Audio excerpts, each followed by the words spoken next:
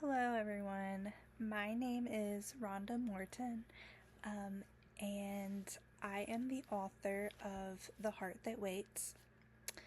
And I am starting this podcast to read you my book, basically.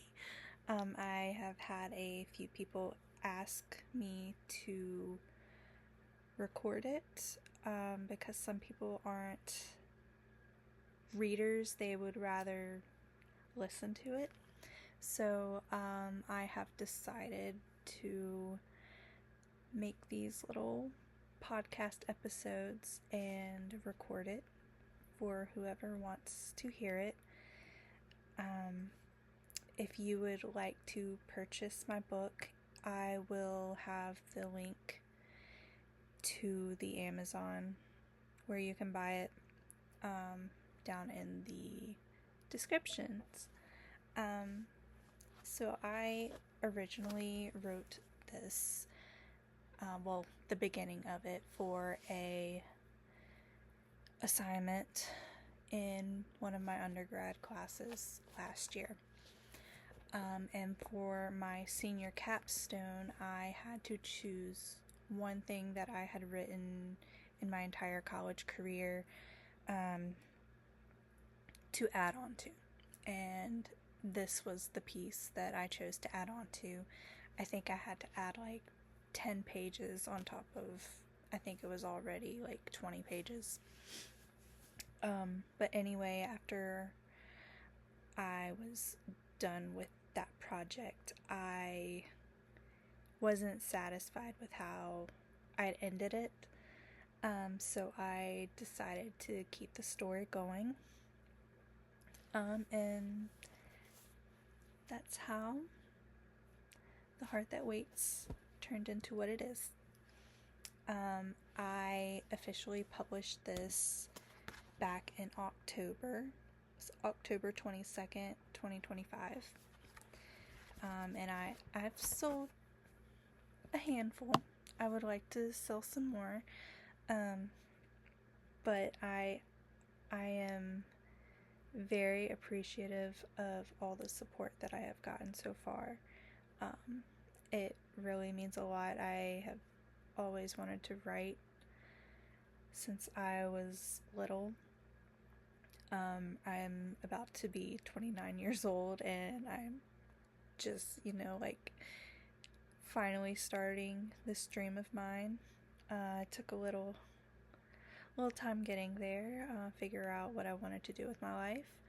But here I am now. Without further ado, I'm going to start reading. I don't know how much I am going to read in each episode. I didn't necessarily break this story up into chapters. There's some sections, but I just kind of when I was done with a thought, I just kind of put lines as a breaker and went on to the next. So if you do end up purchasing it, there are quite a few mechanical and grammatical errors. That just has something to do with it being my first novel, me editing it myself instead of sending it to a professional, yada yada yada. I have learned from my mistakes, and for any future works that I end up doing, I will be more thorough. But yeah, we all have to start somewhere. Okay, so let's get this going. The Heart That Waits. Dear readers, The Heart That Waits is not just a story. It's a piece of my soul laid on bare paper. The woman you'll meet within these pages walks a path I know all too well. The joy of finding the love of your life, and the deep ache of longing for a family you cannot easily have. PCOS and infertility are not simply medical terms. They are battles fought quietly, every single day, behind closed doors and behind brave smiles. Writing this book has been both healing and heartbreaking. It kills me inside to pour out a pain so personal. But my hope is that these words will echo the unspoken cries of countless couples walking this same journey. If even one reader feels seen, understood, and less alone because of this story, then every tear shed while writing it was worth it. From my heart to yours, Rhonda. Emma sat on the edge of the bed, clutching the small white stick in her trembling hands. The room around her was silent, except for the soft hum of the ceiling fan above. The bathroom light spilled a faint glow across the floor, casting long shadows on the walls. She hadn't even bothered to look at the test yet.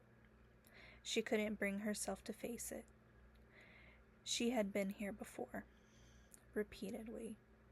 Every month, the same hollow feeling, the same emptiness, the same sinking disappointment.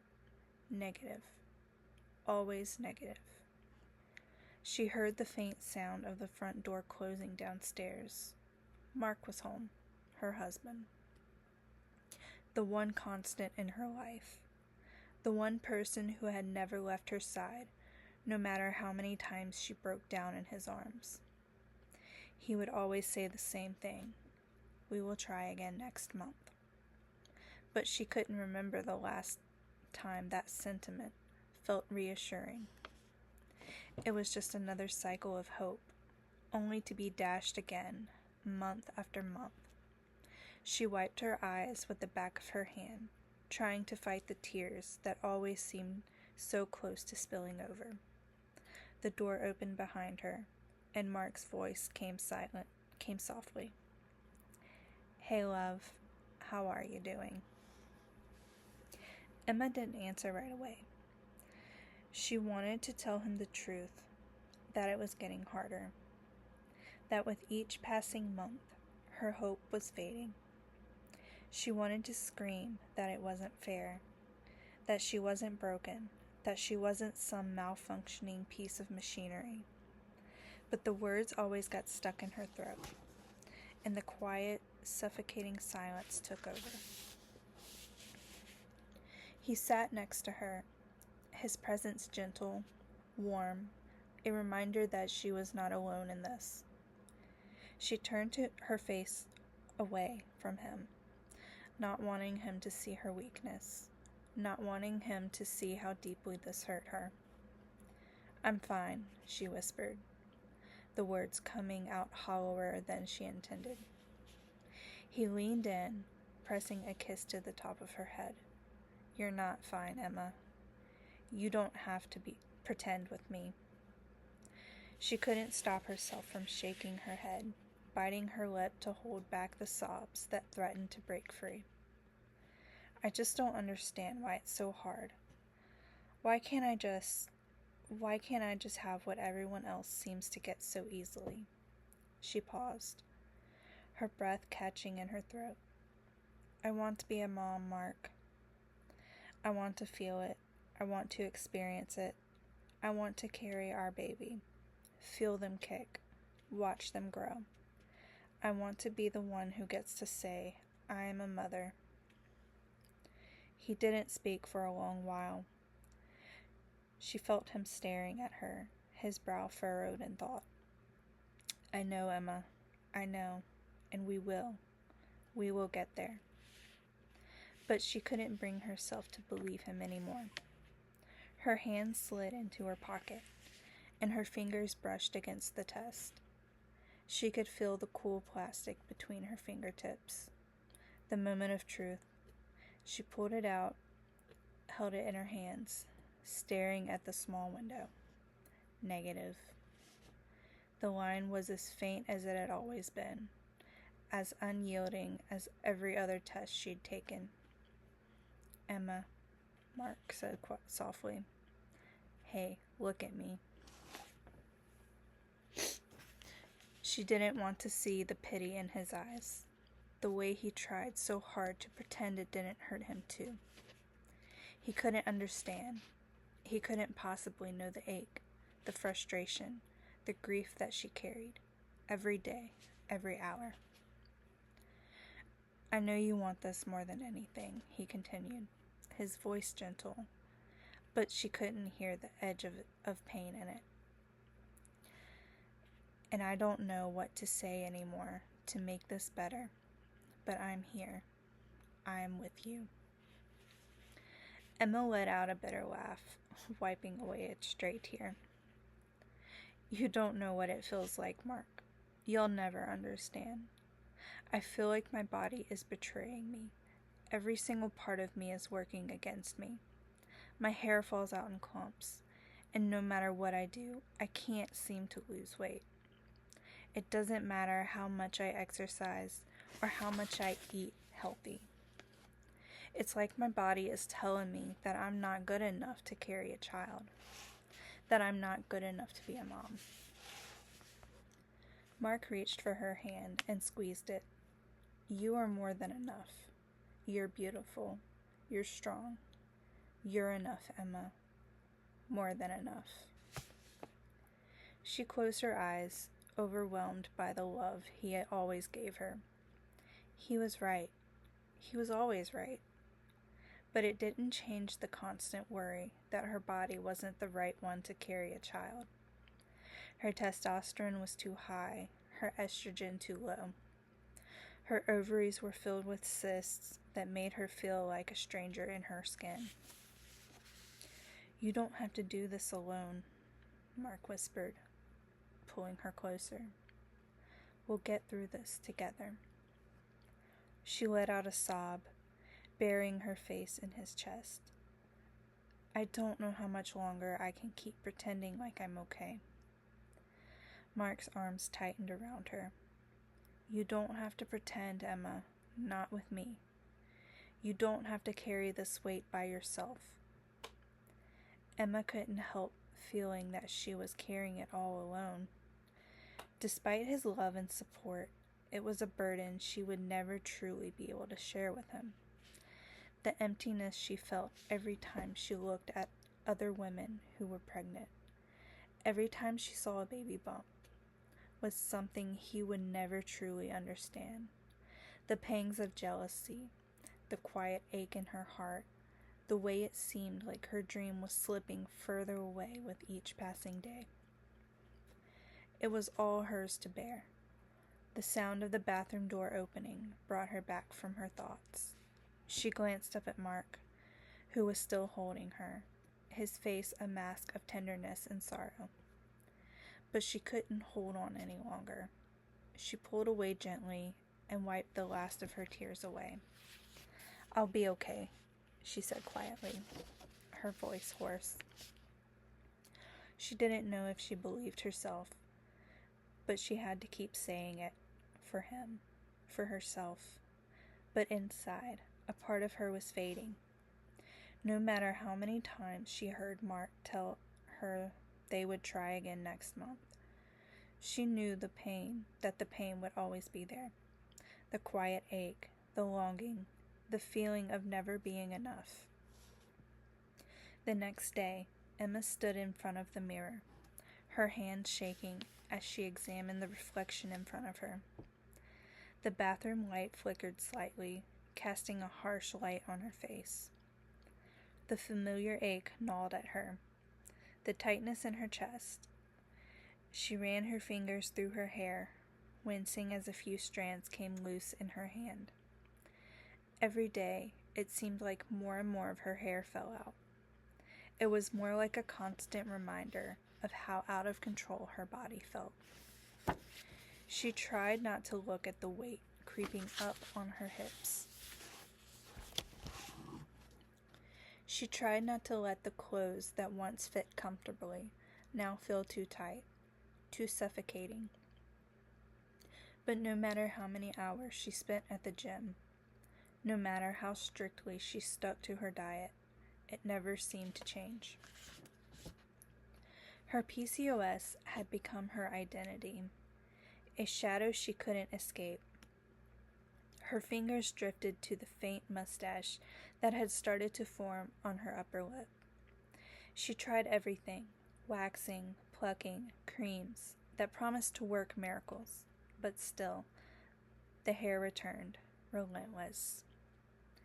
Every morning she would sit in front of the mirror, trying to hide the thickening line of dark hair that marked her face.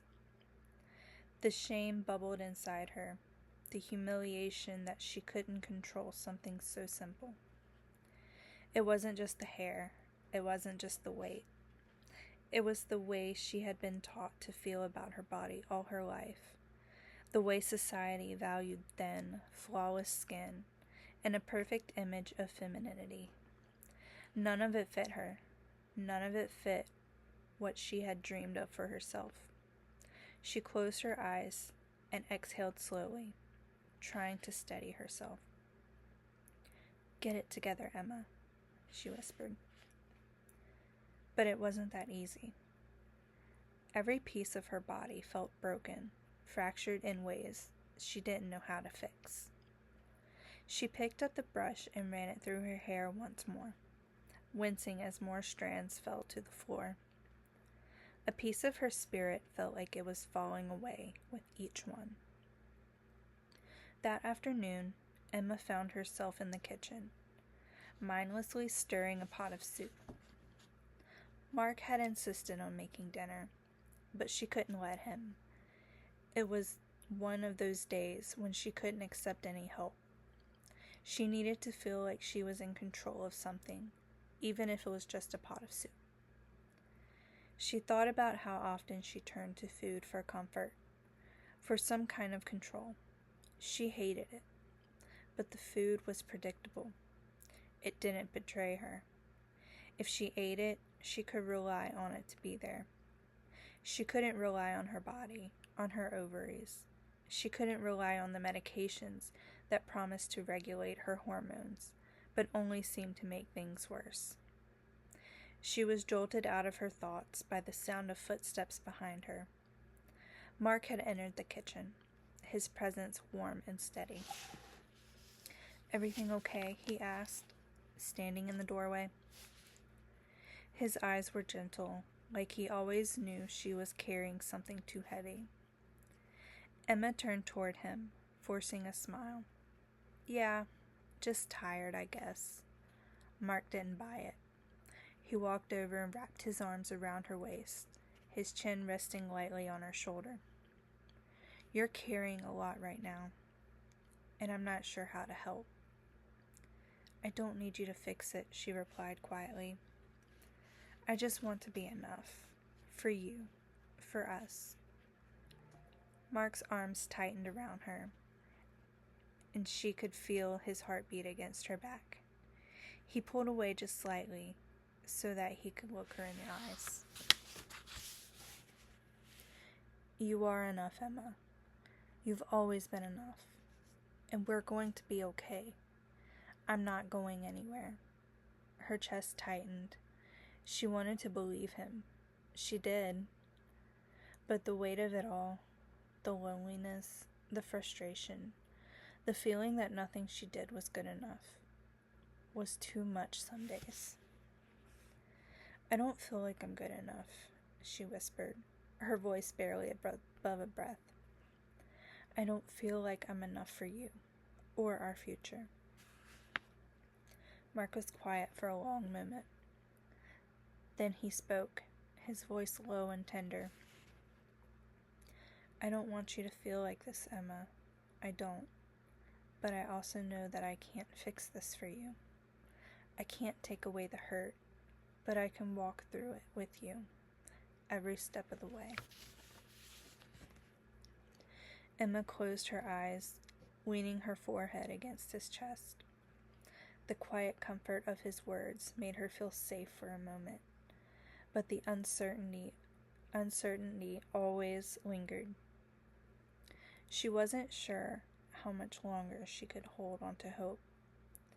It felt like it was slipping through her fingers.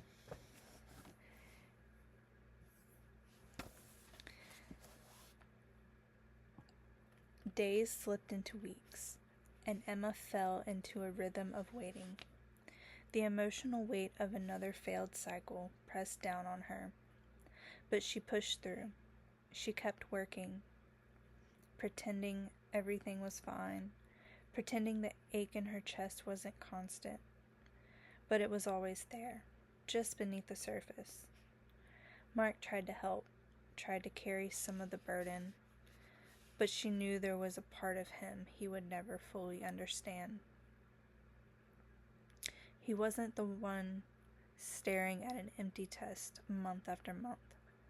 Slowly, tension crept into their conversations. Mark meant well, but it was the little things. The casual mention of friends' pregnancy announcements. The way he sometimes forgot how fragile she felt. His joy at the thought of starting a family, only deepened her sense of failure. Like her body had failed him. Like she had. It was exhausting. Emma stood in the bathroom again, staring at the test in her hands. Again. Tears slipped down her face as she met her reflection. Pale, hollow-eyed, a stranger. This wasn't the woman who once felt hope, who once believed motherhood was certain. She looked at the test again. The cold plastic felt foreign, the emptiness inside unbearable. I just want to be a mother, she whispered through her tears. Her phone buzzed on the counter. She wiped her eyes quickly, trying to compose herself. Mark's name lit up the screen. She wiped her hands on her pants and answered, her voice unsteady. Hey, babe, Mark said, his voice filled with warmth. How's the test? Emma's breath caught in her throat. She couldn't bring herself to tell him the truth. The words stuck behind the lump in her chest. I'll be okay, she said, her voice barely above a whisper. I'm just tired, that's all. I'm coming home early today, Mark said, a tone of concern lacing his words. We'll talk when I get back. You're not alone, okay? Emma forced a smile, even though he couldn't see it. Okay. She stood there, clutching the phone to her ear, staring at the empty test, her heart breaking into pieces. She didn't know how to gather it back together. It was a pain she had learned to carry, though it never got easier. It was a lonely, silent battle, but she didn't have to fight it alone. Mark loved her, even when she couldn't see it for herself. As the days dragged on, Emma found herself sinking further into the weight of her emotions. The love and support Mark gave her were precious, but they didn't fill the space in her heart.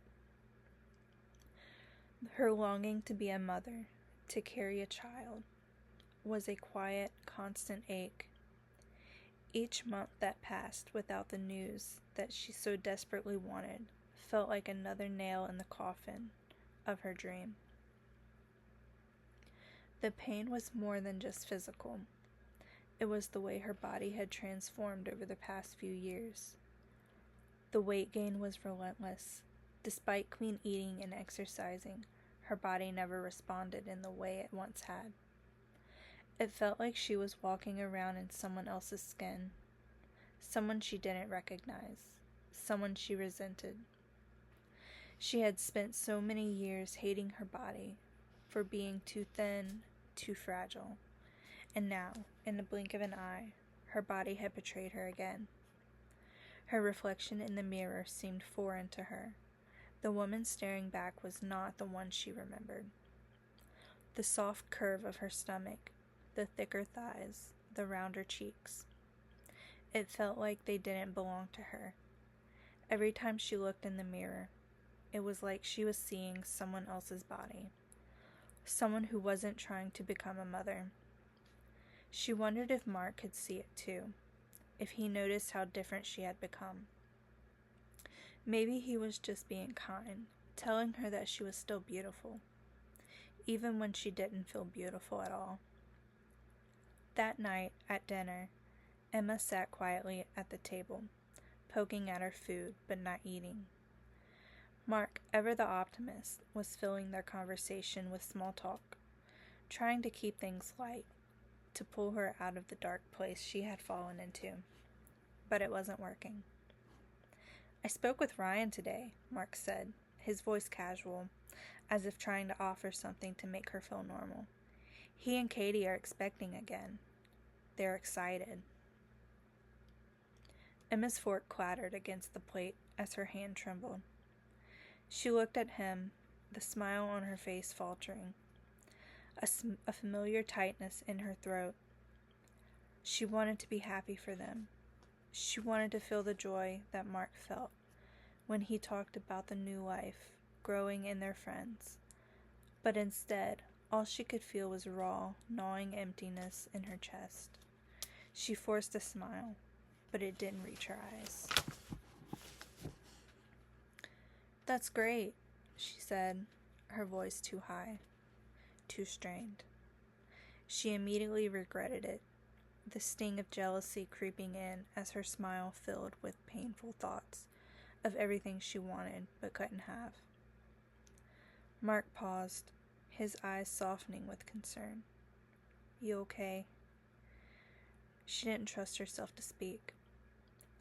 If she said anything, she feared that floodgates would open, and she wouldn't be able to stop herself from drowning in her sorrow. "I'm fine," she whispered, "just tired." Mark didn't believe her, but he didn't push her. He never did. Instead, he reached across the table, taking her hand in his thumb gently brushing the back of her knuckles. "I know it's hard. I know it's eating at you, but you're not alone. You've never been alone," he said softly, his voice filled with love and tenderness. Emma closed her eyes, feeling the lump in her throat grow tighter. She wanted to say so many things, tell him how much it hurt, how impossible it felt some days. But the words wouldn't come. She could never bring herself to say things that would break him. She didn't want him to carry her pain too. She lifted her head, her eyes blurry with unshed tears. "I'm fine. I'm so tired of waiting, tired of wondering if my body will ever do what it's supposed to do. I don't know how much longer I can keep doing this, Mark. Every day, it feels like a little piece of me is slipping away." Mark squeezed her hand tighter, and Emma could see the pain in his eyes. He didn't have the answers. He couldn't fix it. But she could feel his unwavering support, the love he had for her that was so unyielding. "I don't want you to feel like this," he said, his voice thick with emotion. "I hate seeing you like this, but I want you to know, no matter what, we'll get through this, together. You're stronger than you realize, Emma." Tears finally spilled over Emma's guard. Back up. Tears finally spilled over Emma's as Emma's guard came down. The dam broke and she cried. She cried for the dream she wasn't sure she would ever hold in her arms. She cried for the version of herself she had lost. She cried because it felt like no matter how much she tried to fight it, she could never escape the feeling that something was wrong with her, that she wasn't enough. Mark pulled her into his arms, holding her tightly as her body shook with sobs. She clung to him, not wanting to let go, not wanting to face the reality of her situation. The next few weeks were filled with more of the same, the same routine of waiting, hoping, and then disappointment that always followed. Another negative test, another cycle. Emma knew it wasn't something she could ever control. But the feeling of powerlessness was suffocating. She began to withdraw further. She didn't want to leave the house. She didn't want to see the pregnant women walking around, their glowing skin and growing bellies mocking her silent ache. She would smile and nod, but inside it felt like someone was tearing her apart. One evening, as she sat on the couch, staring absently at the TV, Mark came and sat beside her. He reached for her hand, his thumb gently brushing across her skin in a rhythmic, soothing motion. "We don't have to talk about it if you're not ready," he said hesitantly. "But I was thinking we could see a specialist. Maybe there's something we haven't tried yet. Something we haven't investigated." Emma froze, her mind racing. A specialist, another doctor, another round of tests. It sounded exhausting, like one more thing she wasn't sure she could handle. But then she saw the sincerity in Mark's eyes. He wasn't asking her to do this for him. He was asking because he loved her. After all, he wanted to do whatever it took to help her find peace. She closed her eyes, her fingers tightening around his hand. "I don't know if I can do it anymore, Mark. I don't know if I can keep hoping, keep trying, keep failing." Mark's voice softened as he leaned closer. "I know it's hard, Emma, but we're not failing. We're not broken. And you are enough, just the way you are, no matter what happens." Tears filled her eyes again, but this time, it wasn't just sadness she felt. It was the warmth of his words, the truth of his love. For the first time in weeks, Emma felt a glimmer of something. Not hope, not yet, but maybe, just maybe, a small piece of peace. She turned to him, her voice barely above a whisper. "I want to try. I want to fight, Mark. I want to be a mom, with you."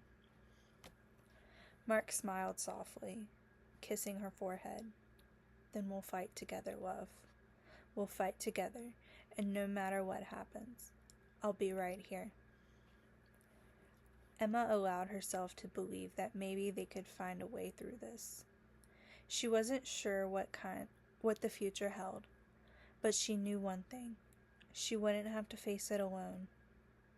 Mark sat in the quiet of the living room, Emma's head resting on his chest, her breathing slow and steady. The weight of her sorrow had settled into their home, like an invisible cloud that hung above them both. He could feel her tension in the way she pulled away sometimes, in the silence that had started to stretch longer between them. It was as if she were trying to protect him from her pain, but the endless cycle of disappointment.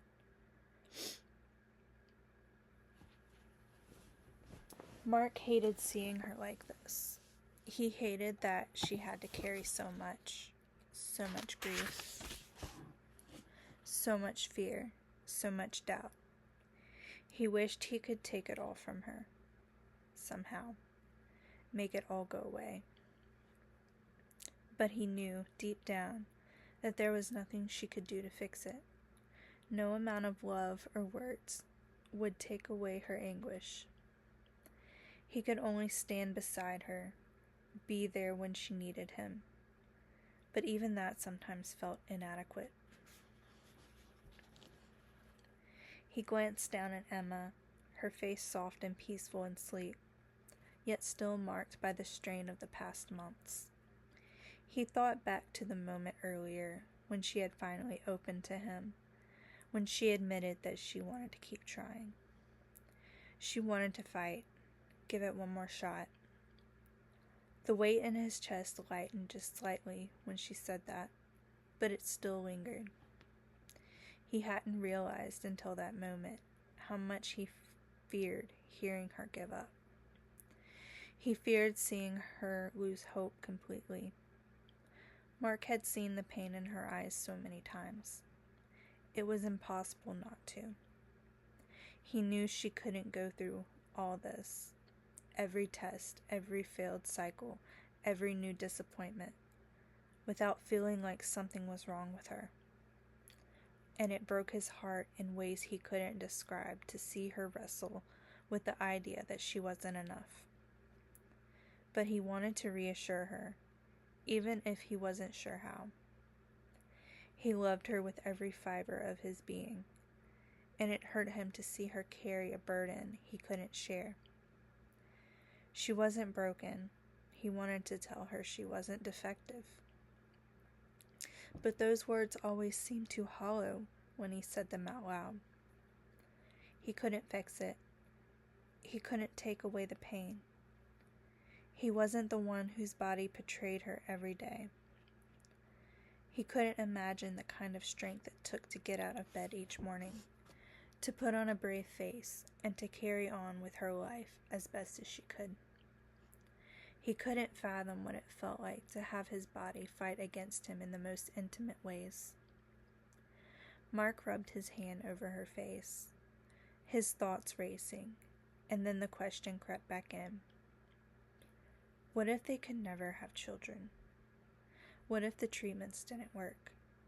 What if Emma never had the opportunity to feel what it's like to carry a child, to give life to a little one that was part of her? The uncertainty of it all weighed heavily on his heart, and it scared him. But he couldn't let Emma see this fear. She needed him to be strong, even when he didn't feel strong at all. She needed him to be her anchor. As he looked down at her, a soft, contented sigh leaving her lips, he realized something. No matter what happened, no matter the outcome, he loved her. They would find a way through this together. They would build a life, a family, whether it was one she dreamed of or one they created their way. But that didn't mean the journey was easy. And the weight of watching her struggle day after day was taking its toll on him too. Mark stood up carefully, not wanting to disturb Emma, and walked to the window. He stared out into the night, the cool night air filtering through the open window. His mind was a swirl of questions, fears, and hopes. He wanted to be the one who could fix this for her, make it all better, but he couldn't. What he could do, though, was be there.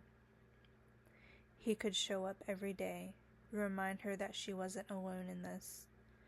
She needed him, just like he needed her. They were in this together, no matter what. And even though the road ahead was uncertain, Mark knew one thing for sure. He would never stop fighting for her. And that is where I am going to end today. If you happen to be following along, that is at the top of page 20. I hope you guys enjoyed today's reading. And I will get the next one recorded soon. Bye.